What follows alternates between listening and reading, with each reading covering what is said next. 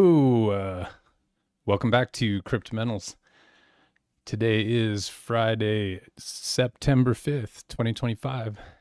And I'll just talk about the crypto markets a bit.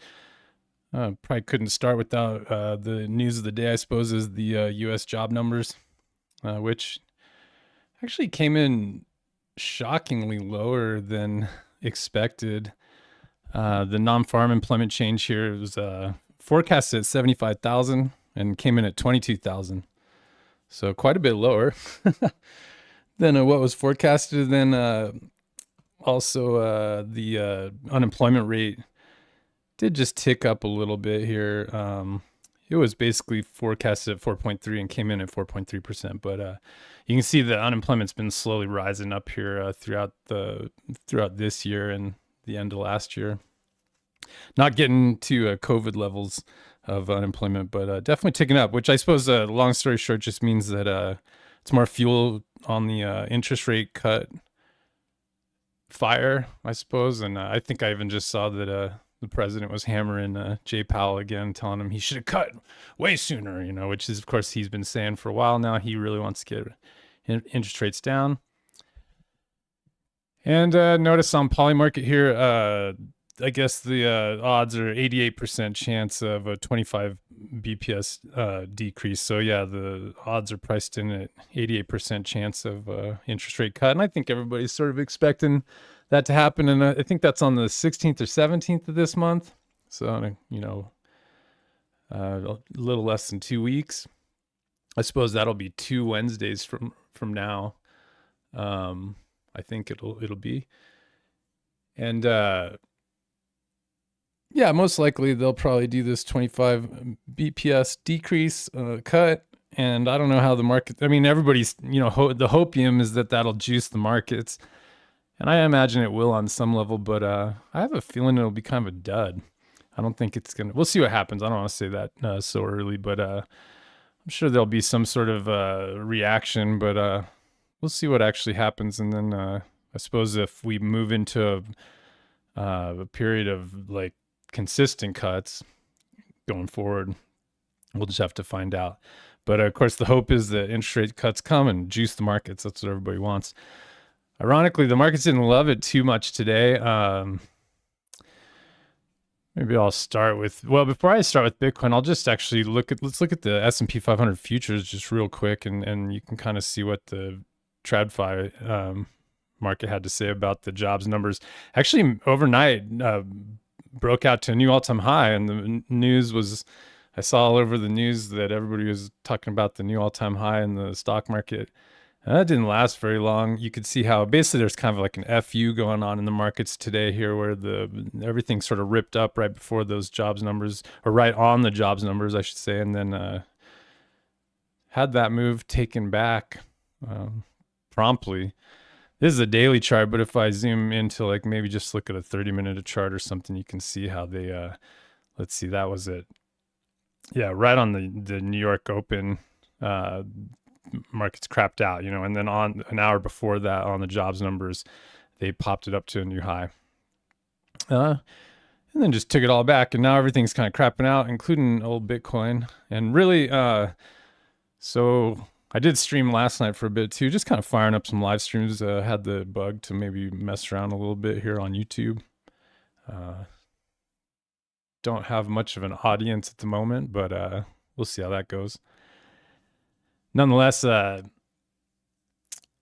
think, basically, probably hear all over the news media right now how, especially in crypto, I've heard a lot of people talking about September being a historically bad period for the markets in general, and Bitcoin's no different. I think most Septembers going back in Bitcoin's history were kind of down months. And then, of course, Uptober, people like to call it, is usually a little more favorable. And then the stock market in general, September, or all the markets in general, to be honest, September is typically kind of a bad month. And I actually don't think there'll be anything different going on this year. Of course, everybody's saying that, so that always, maybe there's a little bit of a contrarian trade to the long side that could come in. But honestly, I think that with the Fed meeting in the middle of the month, I think ideally we just want to point down into that and then maybe catch a bottom on the other side of that would be sort of more ideal than as opposed to just ripping straight up ahead of that event and then getting into some sort of sell the news type situation. So I'm still thinking this megaphone basically on Bitcoin, which is just sort of an ugly pattern. We're making, we had a new all-time high in August. I guess that was the middle of August. Kind of same thing, just ticked to an all-time high and crapped out, kind of like what happened today, but not an all-time high, but just a new high. Or it happened in the stock market, I should say, that all-time high rejection. And now, this megaphone pattern is essentially, a higher high and then lower low. So an expanding megaphone looking thing, which is sort of ugly pattern, I'd say, and definitely can trade a setup based around the megaphone. It's not something I typically do, or at all. Actually, I don't trade megaphones, but in this case, on a sort of zoomed out time frame, considering the cycle, I think it makes a lot of sense here. And you can kind of see that we haven't tagged the trend line yet. They did try to bottom Bitcoin here 4 or 5 days ago.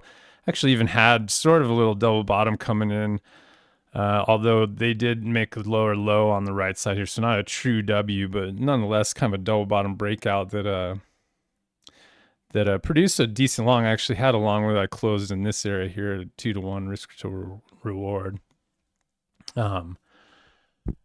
And now, again, yesterday was sort of a down day, and then they popped it up here today, and now we're just making this ugly ass kind of empire candle, to be honest, with this big wick shooting up in the air. That's not a good looking, that's not a bullish candle. So I think still rolling down towards the bottom of this trend line, and my general thought is that we'll bottom sometime in September to create the next leg higher into the end of the year. I mean, clearly Bitcoin's still in a very strong uptrend. I mean, I don't see any reason to think that Bitcoin's topped. Essentially making higher highs and higher lows, going all the way back to the bottom, way back here in December 2022. So higher highs and higher lows, no real structural top up here. So I don't see, I have heard people getting pretty bearish, thinking maybe the top of the cycle's in. Me personally, I don't really buy into that. I think there's going to be at least one leg higher. And again, this trend line is kind of the point of interest for me, and I'd like to see that tag before the bottom comes in. And then also this orange box here, essentially more importantly than the megaphone, I actually just like the idea of a 38.2 to 50% level tag coming in. And so that's 106,000 down to 100,000. That seems pretty reasonable. Even a tag of 100,000 would really freak some people out, but not really create a new low. The last key low is back here, dipping down below 100K. And so if we stay above that 100K and bottom somewhere in this orange box, then still higher highs and higher lows.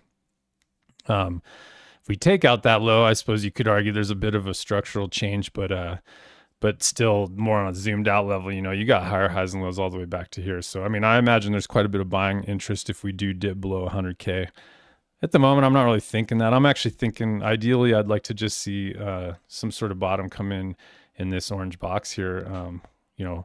Whether we just rip down here and start bouncing off that trend line or not, I don't know yet. But eventually, any kind of W that comes in somewhere down in here, probably in the end of September, or maybe right after the Fed meeting, and then we go into October. Which if this megaphone's valid, the sad part about that is that kind of paints a potential top up against the top trend line. So, maybe the cycle highs do only get up into 130, maybe 140-ish. We'll have to see down the road. But if we do bottom off this trend line, then the actual megaphone setup is a short off of that high or off this top trend line. We'll see how that goes down the road, but nonetheless, I think the next position trade opportunity or swing trade longs, in my opinion, are down in this orange box. And that's my story. I'm gonna stick to it, bros. I think it all just plays together well with the whole September shit-tember. I just coined that one, I think. So I'm looking for a bottom here.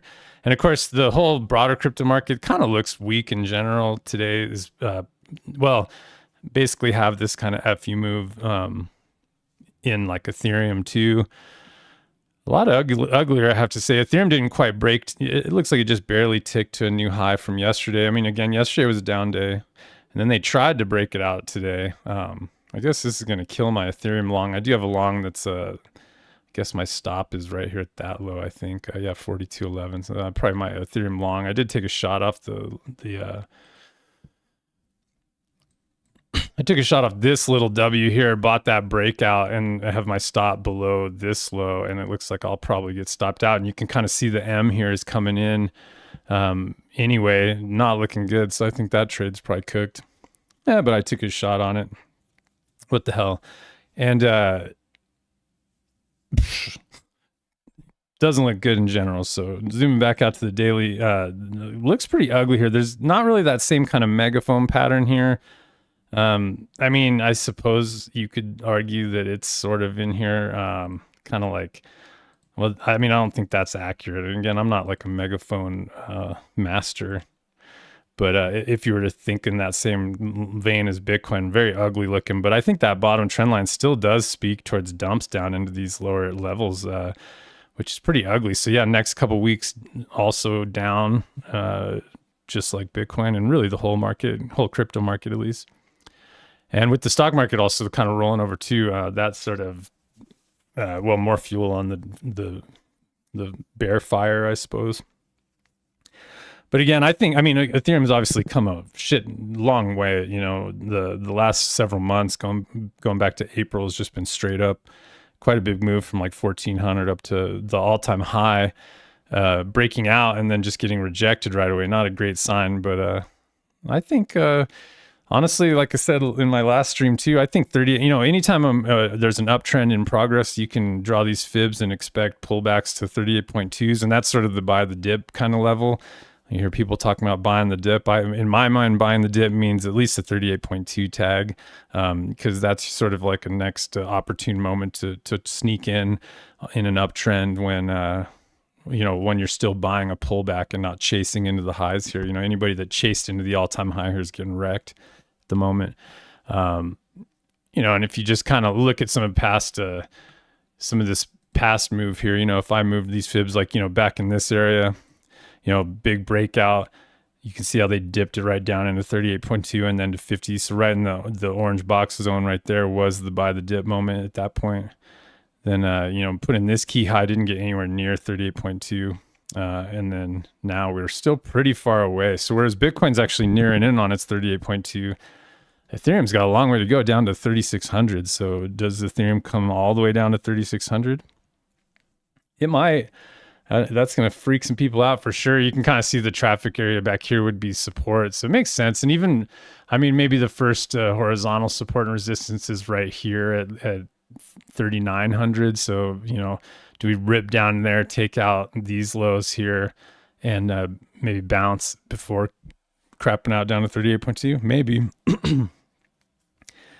Now, if Bitcoin bottoms, I kind of feel like that's probably what's going to happen. Ethereum obviously stole Bitcoin's thunder here the last several months. But usually Bitcoin gets pissed and wants to take back its reign as king.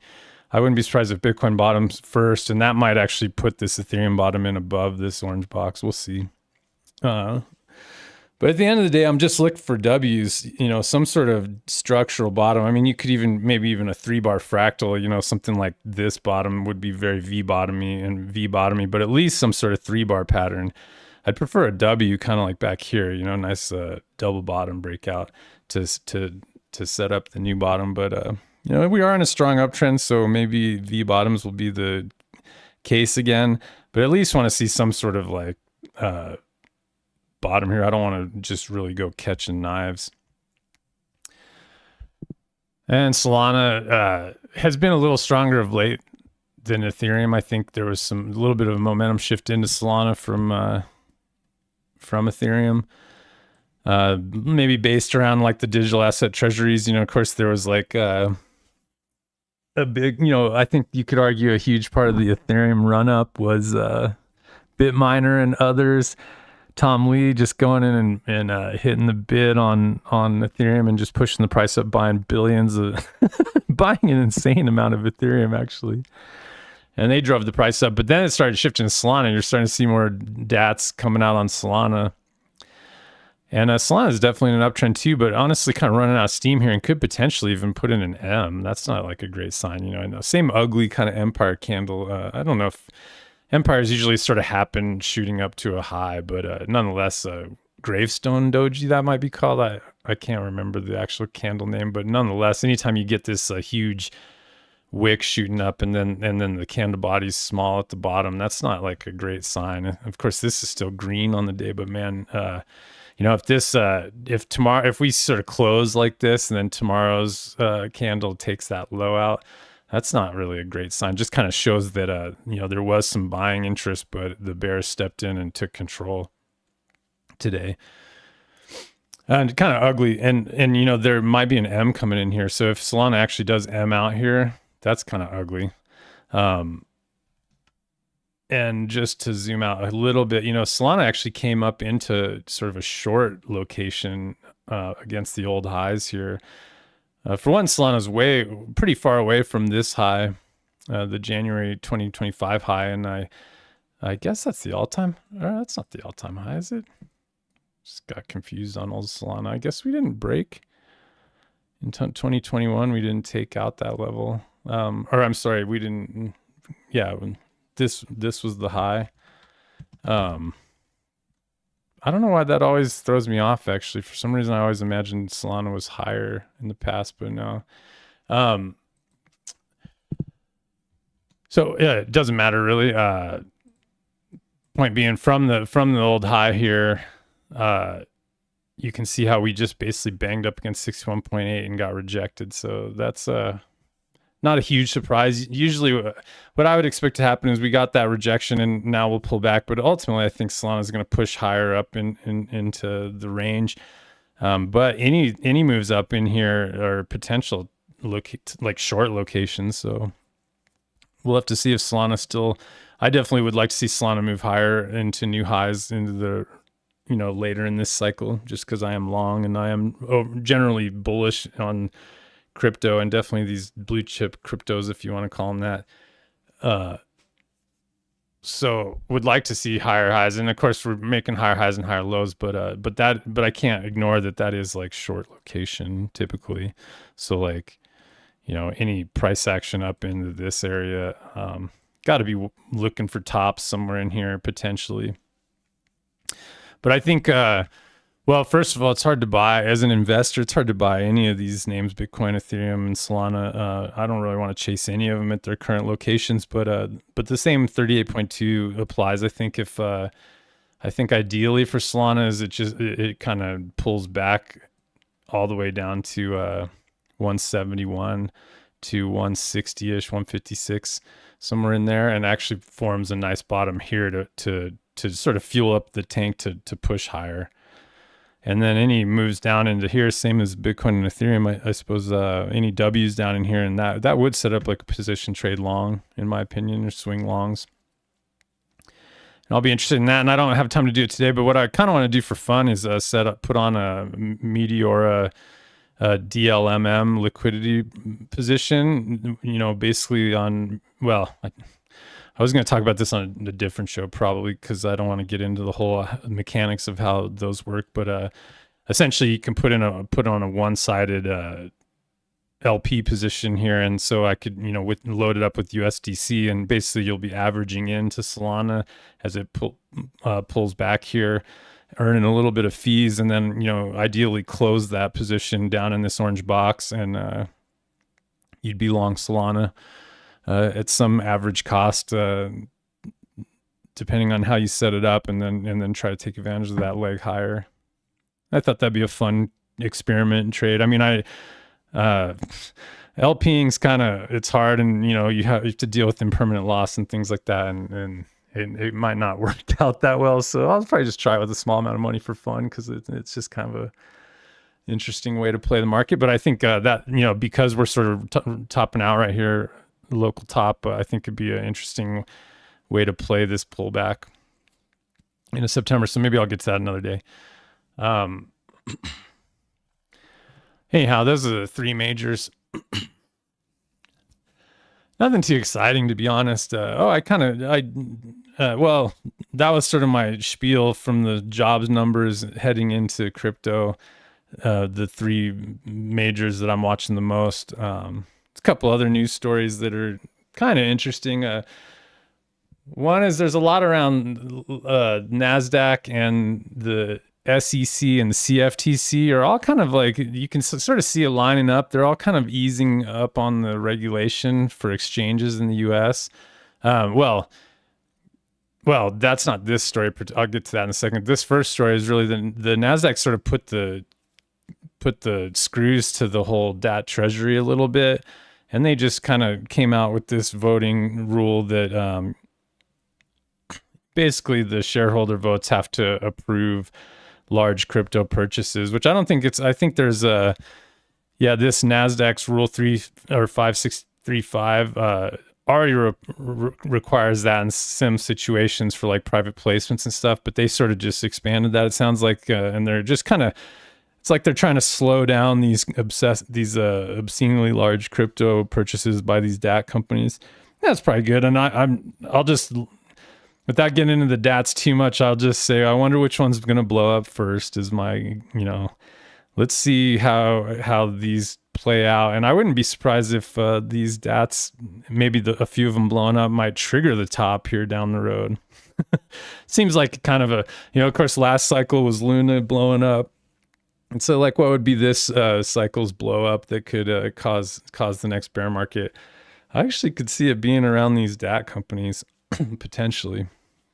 I'm sure like Strategy will survive, and probably the bigger Ethereum ones will survive. But I've seen DATs for like, I saw there's ones for shit coins too here and there. And of course Solana now, and then the lower end Ethereum ones, somebody's going to get over leveraged and blow up. And maybe we'll look at a couple of those in a minute, but like the stocks themselves look pretty horrible. Even Strategy, to be honest, looks like it doesn't look great. And I've noticed the MNAVs, the premiums are being taken out of these things of late. So we'll see which one blows up. But anyway, so NASDAQ did that. But then what I was jumping to before that is there is some sort of easing up going on in like, a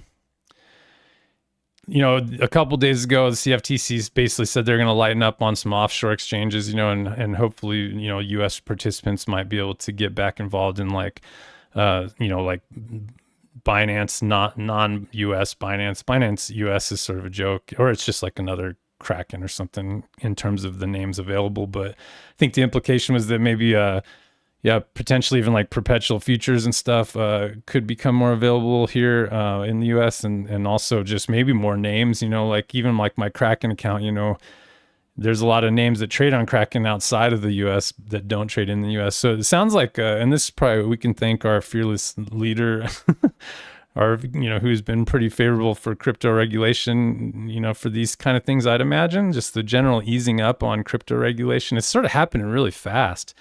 Like kind of like just this year, so many things like that were like not even a possibility under the last SEC, and the old administration, things that we wouldn't have thought possible have just sort of happened, like things around stable coins and now this. So who knows, maybe we'll be trading Binance perps by the end of the year. And you can kind of see it too. Like I noticed Coinbase has perpetual futures now of some sort. I haven't traded them yet, and Kraken's moving into that area too. So who knows? And then I mentioned in my last stream too, Polymarket. They opened up. Polymarket got the approval to operate in the U.S. again. So that's also kind of along that same lane, just kind of easing up on the regulations that have been blocking U.S. participants for a while. So I think that's cool and over in general positive. And I just saw that in a couple news stories today. Like they have this roundtable discussion. Both the SEC and CFTC are jumping together to talk about this here at the end of September. So who knows? Maybe we'll hear some good news along those lines. And I think that'll do a lot for the crypto markets, just kind of opening up to U.S. participants. We can buy even more shit coins, just like the rest of you guys and the rest of the world. And then the last news I'll talk about is Stripe's Tempo blockchain has been launched, and this is a stablecoin chain. It's a layer one, so they're going out on their own and making kind of like a corporate chain, which isn't a huge surprise. And it kind of begs the question of, I mean, I don't know, maybe somebody that listens to this can tell me your opinions too, but clearly stablecoins are kind of taken over at this point, and that's sort of due to the Genius Act and the sort of, again, more regulatory clarity, and even just easing up on the regulations a bit, and putting stablecoins in the limelight, really. And so now you got, of course, Stripe is a huge payment processor, already has like a giant customer base and is moving tons of funds around on a daily basis. And so, of course, they're jumping in the game, and it's not a huge surprise they just do it on their own chain. I mean, I have to admit, like, as much as I love crypto and love, public blockchains, I think there's probably some amount of kind of like, why would Stripe use Ethereum's chain? Like when they're going to want more control. They're going to want to prevent things like, I don't know, what happens if like Taylor Swift sells tickets on Ethereum or some ICO or some shit, and runs gas fees way up, and slows the chain down, and Stripe won't be able to process their payments. They're not going to really want to take those types of risks, I'd imagine. So it's not a huge leap to think they wouldn't just create their own chain and it'll have an interoperability kind of functionality where it is an EVM chain, so it is compatible with Ethereum, and probably be really easy to move these stablecoins all over all the chains going forward. But Stripe's got their Tempo. What's the Circle one has their what's it called? Shit, I forgot the name of the Circle one, but Circle has their own layer one. And then, of course, Robinhood's got a layer two. They're choosing to go and build a layer two, so they're sort of staying a little bit more connected to Ethereum's main chain. But it'll just be interesting watching going forward how these all work out. So yeah. Anyway, Stripe launched Tempo, and they're starting to test that with their and I mean, their partners. I don't know if this article says it, but oh yeah, I guess or that's not the. Oh yeah, here it is. I mean, they have some pretty huge partners they're starting to work with for this. OpenAI, DoorDash, Shopify. These are companies that are already taking quite a lot in payments. So, and of course, Stripe's still a private company. I don't know if they're ever going to IPO or not, but man, they're a pretty massive private company. I don't know what their valuation is, but I imagine it's pretty big. So anyway, Tempo blockchain's coming up. And then the last thing I'll say is just in the same stablecoin news, I think this is kind of cool. Hyperliquid announces their own native stablecoin, USDH. And I think that's a pretty smart move on Hyperliquid's part. They're already sucking up a ton of liquidity in the market in general. And why not force users to use, and I don't know if that's exactly what's going to happen here, but I imagine, they'd probably, you kind of bridge into Hyperliquid USDC, and they sort of swap you to USDH, and then they get to go earn all the yield off of that, as opposed to allowing it to stay with USDC. And of course, I think they kind of said, USDC can be frozen, and they're trying to move towards more of a permissionless thing that you can't have your funds frozen on you. We'll see how that all works out. I didn't look into this too far, but I think it's kind of cool that Hyperliquid is going to have their own stablecoin. And of course, there's probably going to be 10 fucking million different versions of USD stablecoins going forward. Probably Walmart coin and Target coin, and Cryptomentals USD Cryptomentals coin. But anyway, so that's about the only exciting news I saw today. Those few stories. So move back to some charts here. There's not Well, I don't know. This is the thing is I'm not really looking to buy too much here in the, right this moment. I kind of want to let this September dump sort of play out. I already mentioned how that plays out in Bitcoin and Ethereum and Solana. Some of the other, I mean, I've been talking about Pump Fun in the last couple streams. I did a lot, and I love Pump Fun. Yesterday, I explained how they're basically doing revenue similar to Hyperliquid, but at about a tenth of the market cap, and they're also now starting to buy back tokens with their revenue. And so, they're probably, Hyperliquid and Pump are two of the most lucrative businesses in crypto right now. And I like the idea of Pump here. It's basically just, I mean, hopefully there's a huge W here now, right? This is, there's not a lot of, the ICO was just from back in July, and it ICO'd at 0.004 was the initial buy-in. And so it's basically just sitting at the ICO price right now at 0.0044.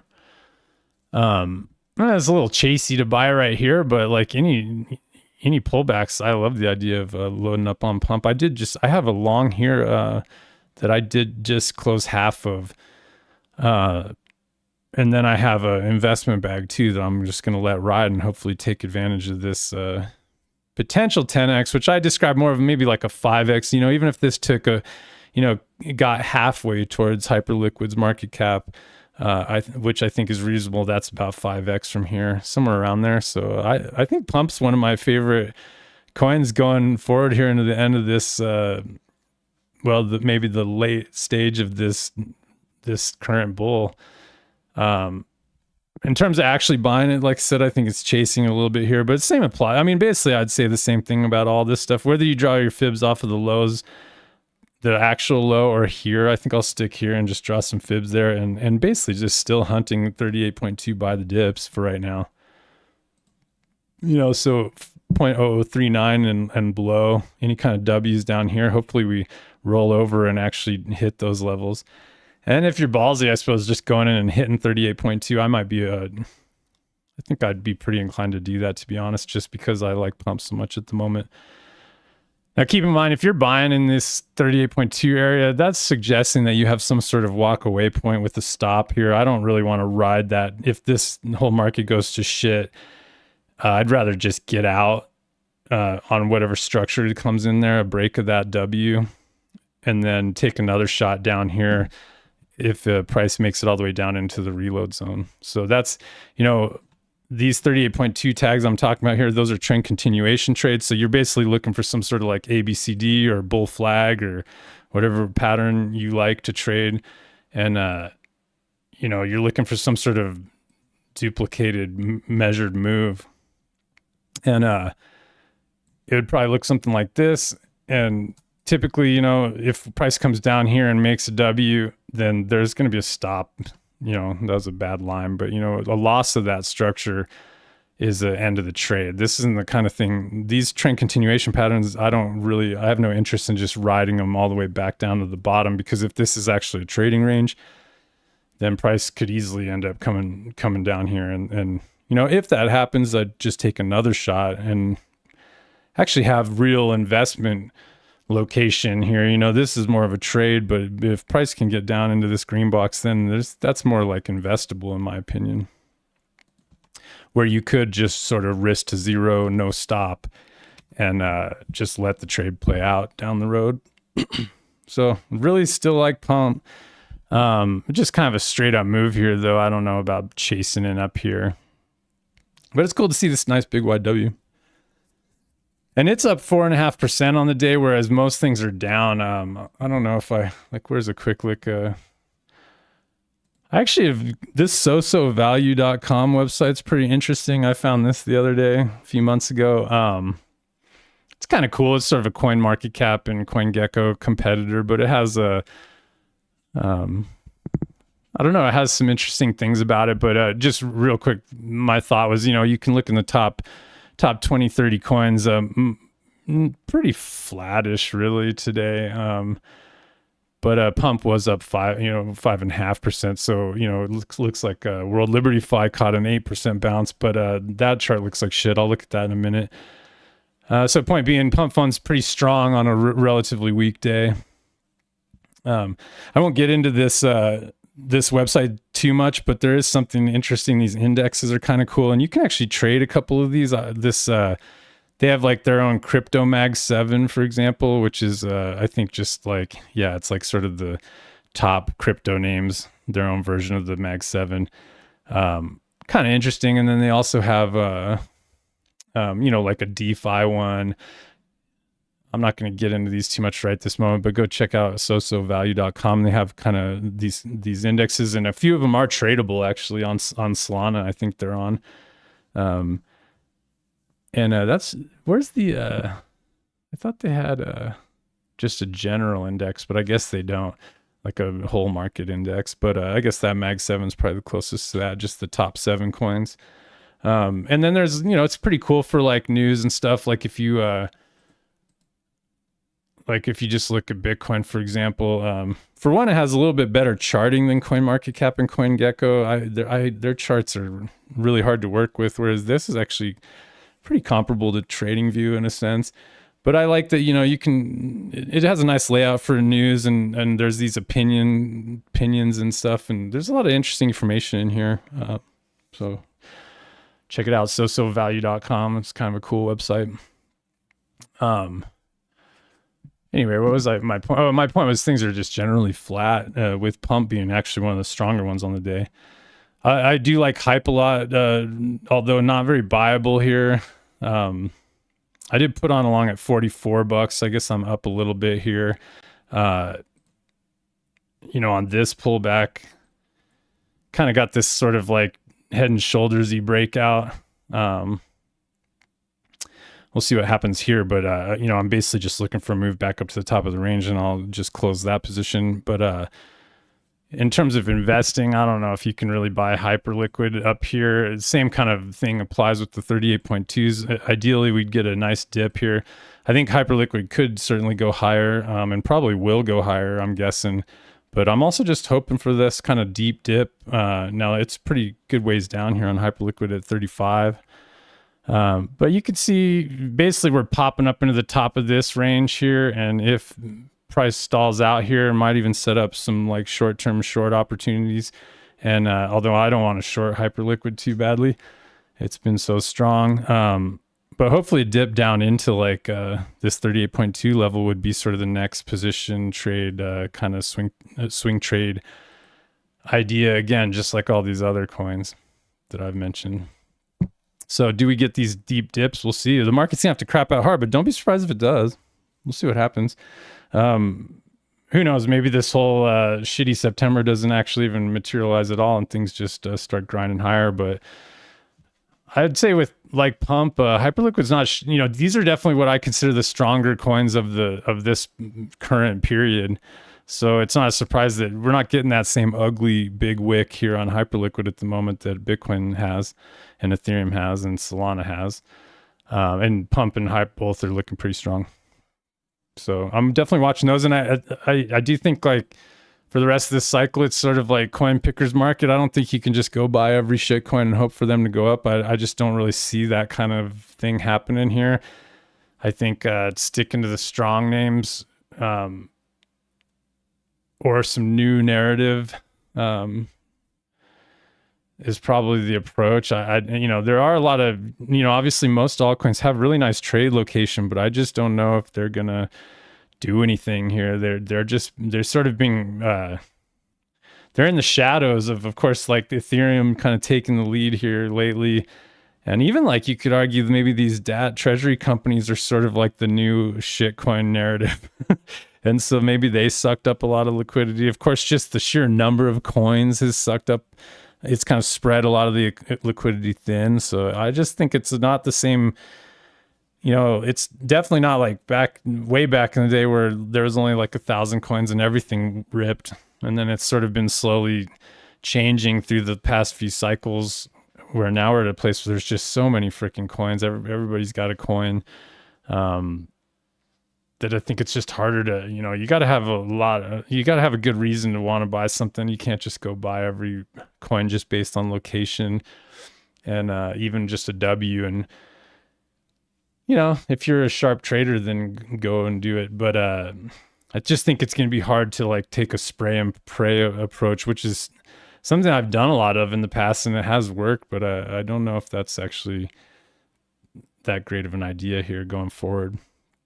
But some of the strong names that I have pointed out here, like Sui, for example, none of these look, they don't look very good. So like, of course, Sui's run up pretty hard, but like, I mean, there's a big M here, kind of multiple M's in here, and we're sort of rolling over. So unless this turns into some sort of bull flag and breaks out again, which I think it likely could. Looks kind of crappy, you know, like we'll see how deep this dips, but can't really see buying this right here. You know, I can see the same kind of like trend continuation trades. You know, maybe this one's a little farther into setting up, you know, basically like an ABCD kind of off this level here. You know, basically something like that. So like if, you know, if W's do come in here, I could see taking a trade on Sui. And it has been sort of relatively stronger in the market. But some other ones I just kind of thought of right before I started streaming here that have been strong of late, like H-bar looks pretty horrible in my opinion. You know, I'm a little annoyed. I did well on H-bar up back here and was selling my my purchases from down here, and then this huge dip happened and I never got back in. It didn't quite dip. I had some bids sort of down below here and never got filled, and then this big run up happened, so I missed that leg of H-bar. But like Sui, that's just like a big M, so it's going to take some time to really clean these up, you know, unless everything just sort of gears up and wants to bottom right here and rip. I don't know. I typically wouldn't like something like this. If I was looking at this, I would kind of assume with that big M, I would be more hunting reload zone kind of things. So that's kind of the state of the altcoin market, really, is like there's just nothing to get that excited about. On these stronger ones, like Pengu's another one that's been super strong, but it just has a massive M, really two M's. You know, there's a big M right there and even a bigger M and really even a third M. Kind of a weak candle today. That doesn't look great, and lots of open air here, so it kind of looks like these recent strong coins are crapping out. And for fun, I threw Fart Coin in here just for the hell of it. It's getting closer, but I mean, ugly, not really the same kind of M's as those last couple charts, but definitely trending down. If I guess at least it's getting into like decent trade location. I could see actually doing something with Fartcoin pretty soon. We're actually in reload zones below 61.8 fib. So I don't know. Actually, if you like farts, and I know you do, basically Fartcoin's like the universal meme that could unite all of humanity. So you'd think it would do well. But right now, and of course it did do, you know, it had its couple rallies already, but really something like this want to wait for a bottom to come in, which isn't yet. You know, ideally some sort of W down in here. It could take a while, probably all through September. So same thing, just kind of on hold in September really before I decide to go too much. Anyway, those are just some random names that I thought of as basically things that have been strong and aren't really showing that strength at the moment. As far as shit coins, I didn't really prepare any, but I do have some time still. I got about 15 more minutes. So I could, I did mention that Cyber in my last stream, which, you know, just like this is kind of an interesting looking coin on a weekly chart. You know, definitely will be taking some shots on stuff like this. I just think it's a little more difficult to pick the good ones. But like, that's what I really want to see in a bottom. I mean, this W produced an instant double basically, which I did just basically buy that breakout around $1.60. And then this thing shot up to $5. I sold half my position on a double, and now it's coming back down. And I did actually already get it filled on Kraken because it dipped a little deeper than this, but you can see how I just want to buy that same level as price dips down. And this Binance chart's almost about to hit it. And I like the idea of something like that. And there's a lot of this kind of stuff. I just think if you went and bought this one looks a little nicer than most of these shit coins, to be honest, just because it has such a nice wide double bottom. W pattern. But what happens here? Does it actually bounce off that level? It might, or does it take a while to play out? I don't know. Or does it never bounce again? And this was just the best it's going to get for Cyber. I don't know. But I suppose I'm going to be taking a shot on some of those. And I guess if I keep making these streams, I'll let everybody know which ones I buy. I mean, some things I've thought of recently, like what are some names that I've I mean, there's been some over the last month or so, like I think Band was an example of a breakout that sort of got taken back. It didn't quite have enough steam to double. And the W is pretty ugly. And these are weekly charts, by the way. So I'm looking at a nice weekly W breakout that was a little bit, it wasn't as nice as that Cyber, man. Damn, actually, that's the thing, is that's the Cyber one's so perfect. Really, if you could just find yourself trades like this, nice solid W, that's kind of the thing I'm going to be interested in going forward. But I just remembered Band had kind of one. It's sort of uglier, and maybe it's testament to why it couldn't really get going, but it was still there. It tried, couldn't quite double. Another one was old school NMR. Same kind of idea here. This one, now there's like that cheeky kind of little uglier W that actually did double. So yeah, if you would have bought the $10 967 breakout, you easily got your double on a bounce up to 24, and then they're just taking that move back. Now there's kind of this wide W, which I do like. I don't really love when these big wicks stick up like that, but nonetheless, I mean, I suppose I could see just hitting that level. It's a little bit high, because if I drew some fibs off of this range here, I guess it is in the reload zone. So to be honest, like hitting that level right there isn't the worst idea, but I would almost prefer 78.6 in this case and just kind of ignore that wick and actually hope for a dump down into kind of like that level, 10.19. And you're basically just buying this W minus that big wick. But to each his own for sure. But my NMR trade's a little bit messier than that, because I did bang off a nice trade here, and then I reloaded here, so I'm probably technically underwater on my reload. I'd have to go look at that.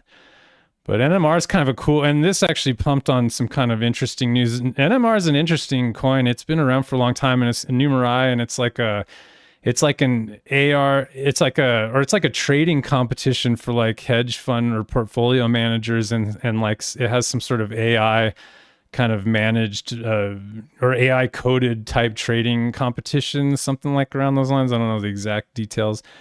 But this pump came in on, I think it was JP Morgan. I can't remember which bank. I think it was JP Morgan came in with a pretty sizable amount of money. They put like 500 mil on the Numeraire platform. Let me just look, see if I can find that, because that is actually kind of interesting. Like it's like they invested into one of the algos. I think was the story. Let's see if that comes up. Yeah, this is Yahoo Finance. Yeah, it's like a crypto hedge fund. It's got like a competition where it's like people's algos compete for like performance, and there's a leaderboard and stuff. But let's see. Well, it doesn't really say oh yeah, 500 million right here. So yeah, they're committing 500 million to the project, whatever that means. But that's a pretty sizable amount of money to put into a shitcoin that's been around since, well, I feel like it's been around at least 2 cycles. I can't remember. Yeah, I mean, it goes back to like, well, it goes all the way back to 2017. Yeah, so it's been around for a while. And actually, just looking at this chart, I mean, you can see the big wide W back here, and then this little W that spawned that rally. And then, of course, price has just been coming down and bumping along that key level here, which is that $10 or $11 level, $12.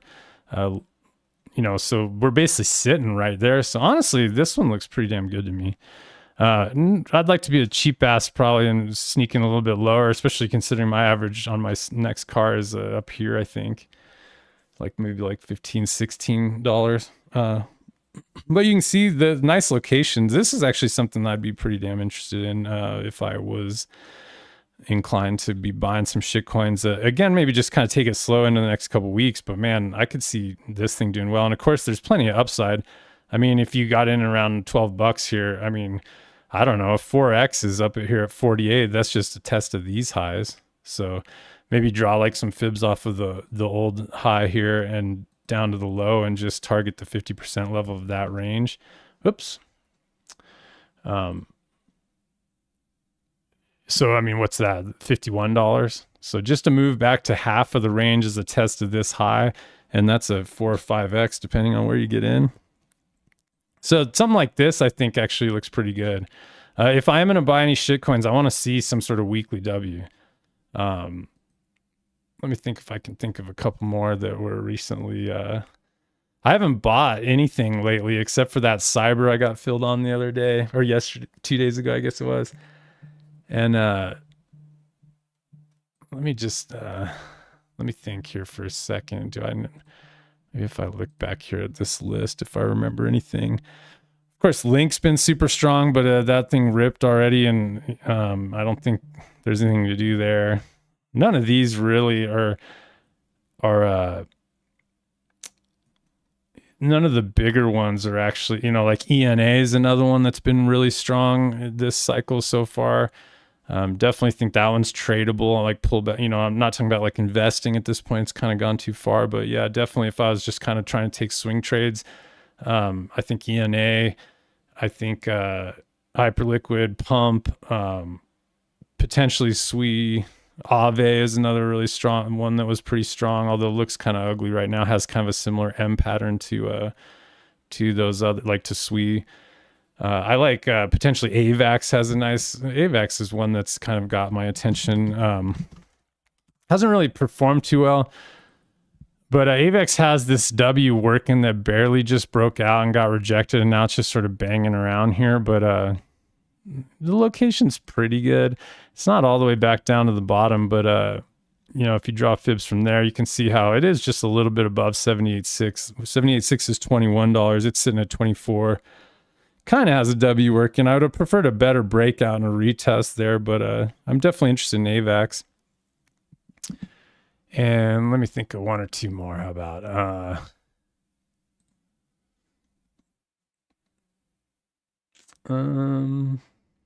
Mantle's been super strong, but that one's up against the highs. Nothing to really do there, but you can kind of see the bull flag. That's sort of the same kind of 38.2 tag kind of idea, and sort of W's in here will set up another leg higher. I could see that happening here into this September sort of bottom I'm looking for. But as far as investments, it's kind of chasing to be buying up here. But Mantle's another one that I would consider like more the stronger altcoin. Also advertises quite a bit on some podcasts I listen to. I've noticed there's been quite a lot. Not even like sort of like I was listening to like more of a macroeconomics podcast the other day and heard a Mantle ad. It wasn't even crypto specific. Crow ripped on the Trump. Of course, Trump family has some sort of deal with the DJT, Trump's company. Is doing like a Crow treasury deal. And so that one ripped pretty hard, not really buyable right now. What's one more shitcoin that has a nice W? Oh, Polygon, actually. I like this one, looks pretty good to me. Of course, Polygon's now POL. And you can't see all the old Polygon or the old Matic data. Maybe we can look at Matic still. It's on Coinbase. So we can look at it on Matic. Of course, it did lose the old low on Coinbase, but nice wide W here. That's kind of like that cyber, So really, it's just sitting there. And of course, does Polygon, isn't Polymarket, doesn't it use Polygon? Or does it use Arbitrum? I don't remember, actually. But I suppose I think it uses the Polygon, actually. So that would be somewhat of a bullish catalyst, I guess, now that Polymarket's going to be available in the US. Don't quote me on that. I'm not a big Polymarket person, but if I remember correctly, you bridge into it with Polygon Network. Nonetheless, that's kind of like a double W, so I definitely like that one. And of course, plenty of upside here too. If you're just buying this breakout at 27, getting a double here at 50 something, 54. So you're not even looking for a break of this high here. I suppose you could draw a trend line here and just, you're going to see a little bit of resistance here. The W is inside of the trend line. That's not great. So it might have to bang around a bit more to get on the other side of the trend line and W again. We'll see. But in general, I like that. So things, anyway, I'll just end that whole story with altcoins with stuff like this. I want to buy something that looks like that, or like that Cyber looked. And Numerera looks pretty okay coming back down into that W level. And then I'll just really end. I was going to just look at World Liberty Fi. I was going to look at a few of the Trump names because, one, this World Liberty Fi looks dangerous as hell still. It's even crapping out again. They kind of tried to bounce it here yesterday. I think this thing's dangerous. The initial investors are long from they're still up 10x. And there's already been tons of drama with Justin Sun's wallet getting blacklisted. And it's kind of whether... I don't really care or know or what happened with Justin Sun, but I think it's hilarious that the price was dumping and the team's initial reaction was just to stop the dumping by blacklisting a wallet. That's not exactly very crypto ethos, I don't think. But this thing looks dangerous. So I wouldn't touch a World Liberty Fi personally right now.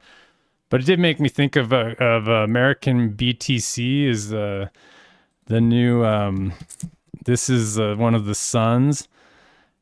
They just basically did some sort of reverse merger of this company and it rebranded to ABTC, which is American BTC. I guess they're a mining company and a treasury maybe. I don't really know, but it opened up yesterday, popped up. Let me look at the daily chart. Yeah, yesterday had kind of a rip up to $14 and then came right back down to about where it opened, I think. Or where did it open? It actually opened up at 921. And it's in at 718. I wouldn't touch this thing. I just don't like the way that thing looks at all, for one. I mean, I don't know, this old price action, it was a completely different company. I don't know the whole story, but this is a Trump name. Of course, DJT is the one that's Trump Media.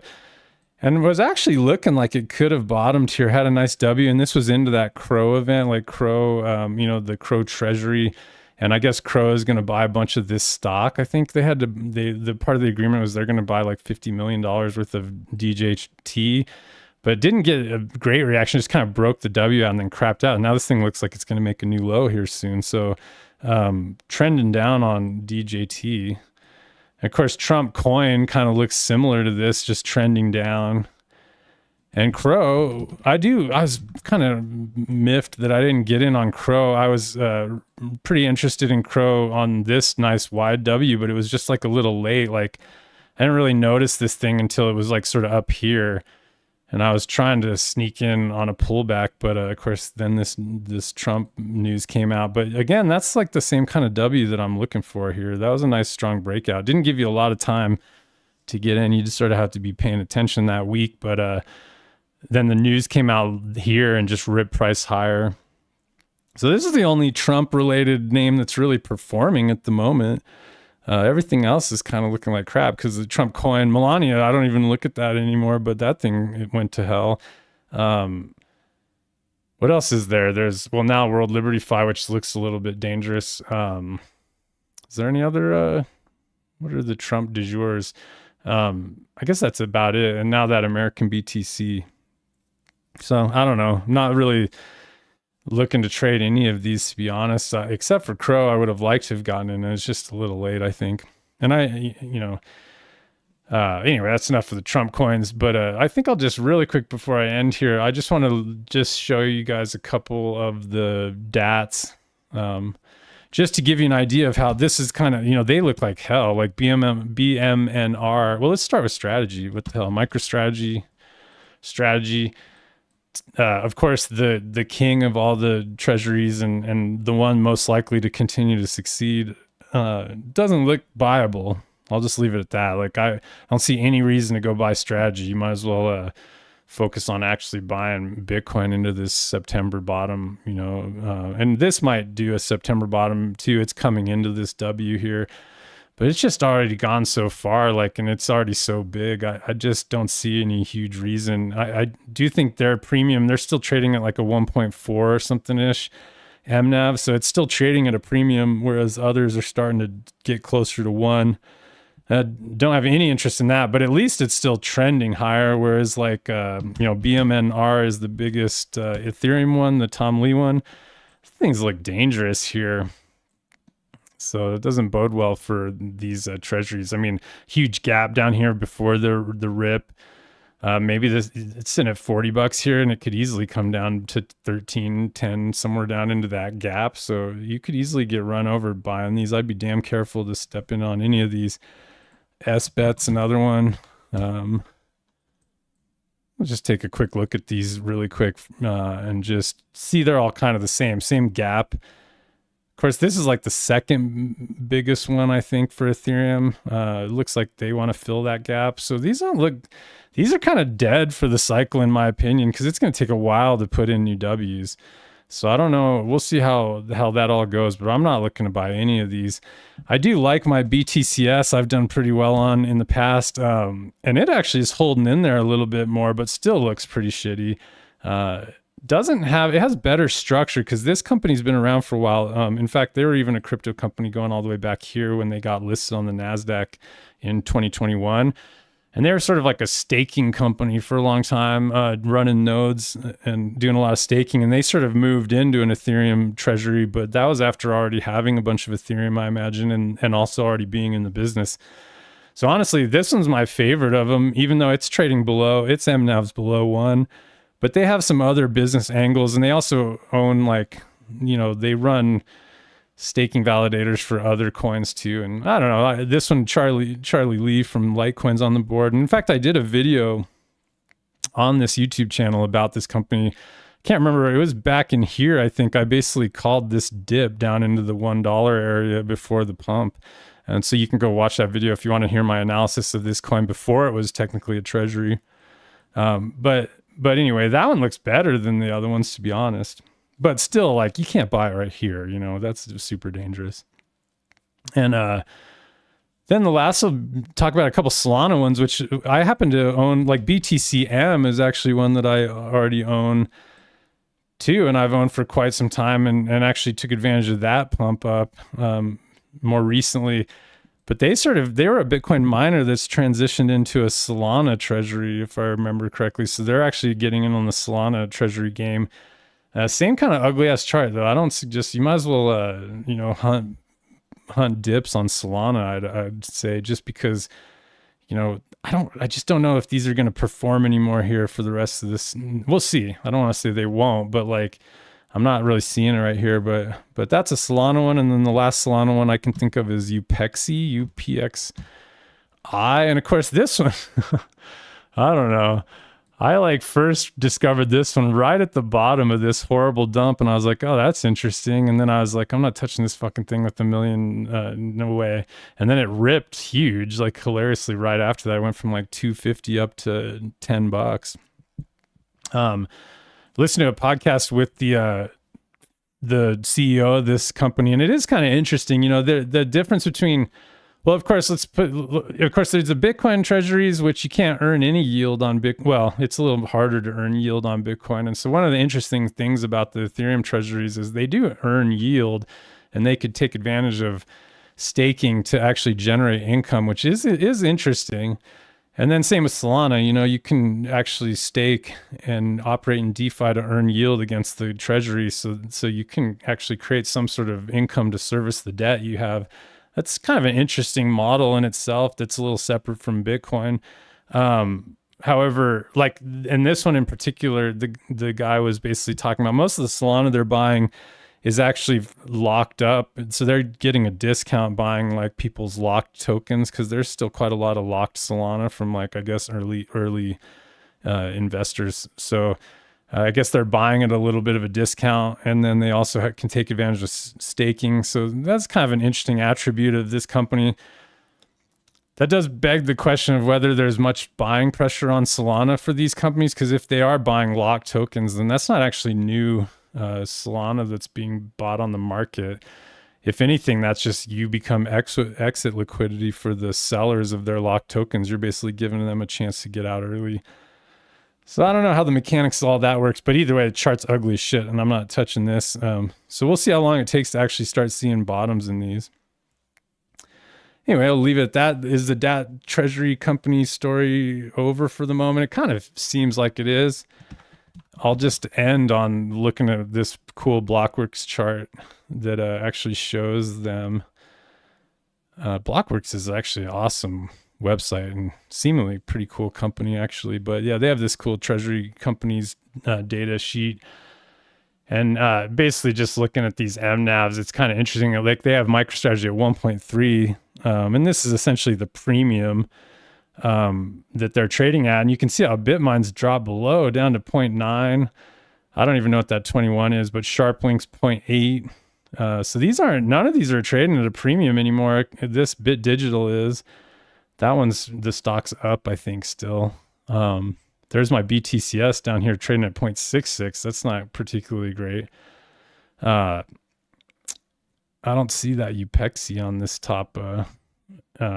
Anyway, point being, like, what happens when these are all below, when there's no premium? I mean, you know, if any of these are over leveraged, I imagine it'd be their fiduciary responsibility to start selling the coins that they said they're not going to sell.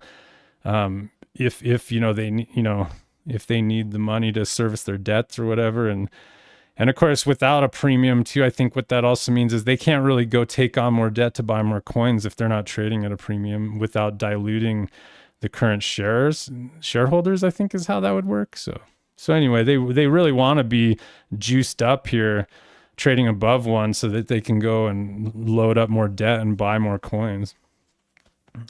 Not to mention the fact, what happens when the underlying coins actually go into a bear market too? This is why I think one of these is going to blow up. Mark my word. Oh, here's Upexi right in the middle, 0.89. One of these is going to blow up. Which one's it going to be? In fact, we should get a Polymarket bet going. Maybe we could get a Polymarket set up for which one of these is going to blow up. I wonder if they even, I have Polymarket here. They probably don't have them. Let's see.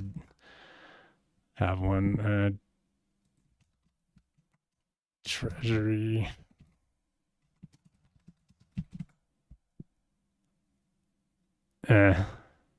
Well, anyway, I won't keep looking at that, but that'd be a funny bet to make. Which one of these treasury companies is gonna go bankrupt in 2026, maybe? Anyhow, that's come. Oh, I even went over an hour. Damn it, I was doing so good, and then here I'm at 8 minutes past. But nonetheless, I'm gonna end that here.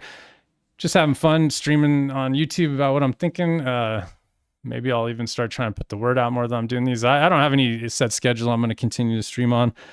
Might keep doing it here and just see how it feels. Kind of took a long break from it over the last year. Was just focused on trading and stuff, and recently kind of had the bug to maybe do some rambling on the internet. And maybe I'll continue. We'll see how that goes. But for now, I'll just see y'all later. You can hit me up on Twitter at CryptoMentals. Or my personal Twitter, which is double uses. And I'm not really active on Twitter, but you can DM me there if you have anything to say.